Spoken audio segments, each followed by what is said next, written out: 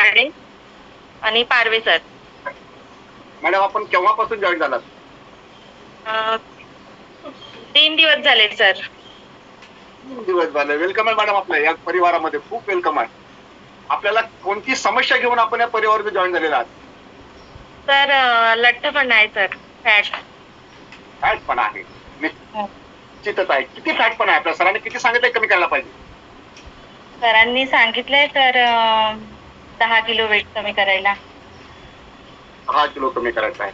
Madam 10 kilo वजन आपलं अगदी 3 महिन्यात कमी होणार आहे. त्यासाठी सरांनी तुम्हाला अतिशय महत्वाचं मार्गदर्शन केलं असणारच.